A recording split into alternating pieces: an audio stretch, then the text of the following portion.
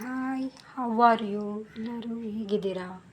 ನಾವು ಇವಾಗ ಕಲ್ಲಂಗಡಿ ಹಣ್ಣು ಸಿಪ್ಪೆ ಇರುತ್ತಲ್ಲ, ಅದರದ ಹಲ್ವಾ ಮಾಡೋಣ. ಫಸ್ಟ್ ಕಲ್ಲಂಗಡಿ ಹಣ್ಣು ಸಿಪ್ಪೆ ಮೇಲೆ ಇದನ್ನೆಲ್ಲ ತುರಿದ್ಬಿಟ್ಟು ತೆಗೆದ್ಬಿಡ್ಬೇಕು. ಅದು ಗ್ರೀನ್ ಆಗಿರೋದು, ಅದರ ತಿರುಳನ್ನು ತಗೊಂಡು ನಾವು ಇದು ಮಾಡ್ಕೋಬೇಕು.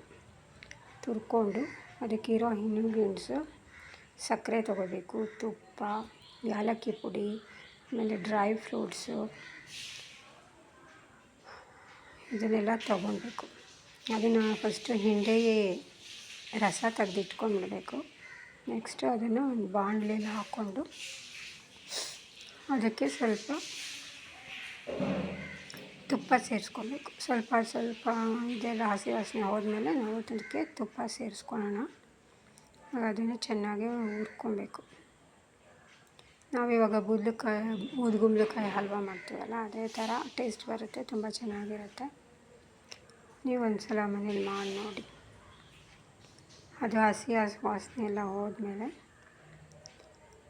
ನಾವು ಇವಾಗ ಅದನ್ನು ಸ್ವಲ್ಪ ಚೆನ್ನಾಗಿ ರೋಸ್ಟ್ ಮಾಡಿಕೊಂಡು ಸ್ವಲ್ಪ ಹಾಲು ಮಿಕ್ಸ್ ಮಾಡ್ಕೋಬೇಕು. ಹಾಲಲ್ಲೇ ಸ್ವಲ್ಪ ಅದನ್ನು ಬೇಯಿಸ್ಕೊಂಡು ಇವಾಗ ಒಂದು ಸ್ವಲ್ಪ ಮುಕ್ಕಾಲು ಭಾಗ ಬೆಂದಿರುತ್ತೆ. ಆವಾಗ ಸಕ್ಕರೆ,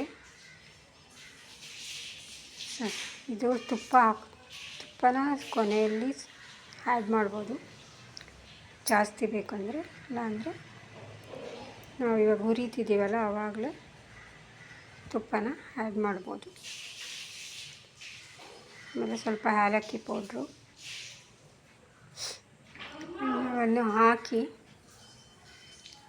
ಎಲ್ಲವನ್ನು ಹಾಕಿ ಚೆನ್ನಾಗಿ ಡ್ರೈ ರೋಸ್ಟ್ ಮಾಡಬೇಕು.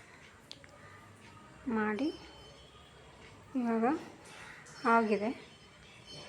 ಇದು ಬೂದುಗುಂಬಳಕಾಯಿ ಹಲ್ವ ಇರುತ್ತಲ್ಲ, ಅದೇ ಟೇಸ್ಟ್ ಬರುತ್ತೆ. ಒಂದು ಸಲ ಮಾಡಿ ನೋಡಿ.